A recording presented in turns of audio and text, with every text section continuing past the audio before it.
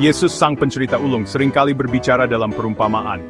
Ini bukan sekadar dongeng yang menarik, tapi merupakan alat yang ampuh untuk mengungkap kebenaran. Yesus memakai cerita sederhana tentang kehidupan sehari-hari, bertani, memancing, kehilangan uang logam, hal-hal yang dipahami orang-orang. Tetapi di dalam cerita-cerita ini, tersembunyi kebenaran rohani yang dalam. Mengapa mengajar dengan cara ini? Mengapa tidak berbicara langsung saja? Perumpamaan Yesus memiliki beberapa tujuan. Salah satunya adalah untuk menarik perhatian pendengar. Sebuah cerita yang bagus menarik perhatian kita, membuat kita berpikir dan bertanya-tanya. Tujuan lainnya adalah untuk mengungkapkan isi hati. Yesus sendiri menjelaskan hal ini dalam Matius 13, ayat 11. Ia menjawab, "Karena kepadamu telah diberikan pengetahuan tentang rahasia kerajaan sorga, tetapi kepada mereka tidak. Mereka yang sungguh-sungguh ingin mengenal Tuhan akan menggali lebih dalam arti perumpamaan tersebut. Mereka akan datang kepada Yesus untuk meminta penjelasan. Hati mereka yang haus akan kebenaran akan dipuaskan. Tetapi, mereka yang hanya ingin tahu atau acuh tak acuh akan tetap di permukaan. Mereka mungkin mendengar ceritanya, tetapi makna yang lebih dalam akan luput dari mereka." Perumpamaan bertindak sebagai penyaring, memisahkan pencari sejati dari yang berpura-pura.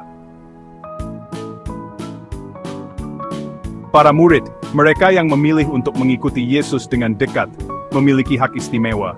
Mereka mengetahui rahasia yang tersembunyi di dalam perumpamaan. Yesus mengetahui hati mereka yang rindu untuk belajar, akan membawa mereka ke samping. Ia akan dengan sabar menjelaskan arti dari setiap cerita. Kesediaan mereka untuk bertanya, untuk belajar, dan untuk diajar membedakan mereka. Inilah inti dari pemuridan, yaitu tetap dekat dengan Yesus, bersedia mengajukan pertanyaan yang sulit, dan membiarkan Dia membuka pemahaman kita. Yaitu tentang menjadi cukup rendah hati untuk mengakui bahwa kita tidak tahu segalanya, dan cukup mudah diajar untuk belajar. Pengungkapan kebenaran ini bukanlah sesuatu yang sembarangan. Ini menggenapi nubuat dalam Yesaya 6, ayat 9-10. Ayat ini berbicara tentang orang-orang yang hatinya akan menjadi tumpul, telinga mereka tuli, dan mata mereka buta. Yesus mengutip nubuat ini, mengakui penggenapannya pada mereka yang menolak untuk percaya.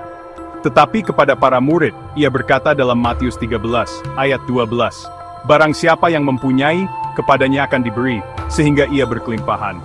Tetapi barang siapa yang tidak mempunyai, apapun juga yang ada padanya, akan diambil daripadanya." Ini adalah prinsip yang kuat. Ketika kita menanggapi pewahyuan Tuhan dengan hati yang terbuka, kita menerima lebih banyak lagi. Tetapi ketika kita menutup hati kita, bahkan pemahaman yang kita miliki pun dapat memudar. Ini merupakan tanggung jawab yang serius dan sekaligus kesempatan yang luar biasa. Kita diundang untuk menjadi seperti para murid, untuk datang dekat kepada Yesus, dan untuk bertanya, "Jelaskanlah kepada kami." Saat kita melakukannya, misteri kerajaan akan terungkap, dan hati kita akan dipenuhi dengan harta kebenarannya.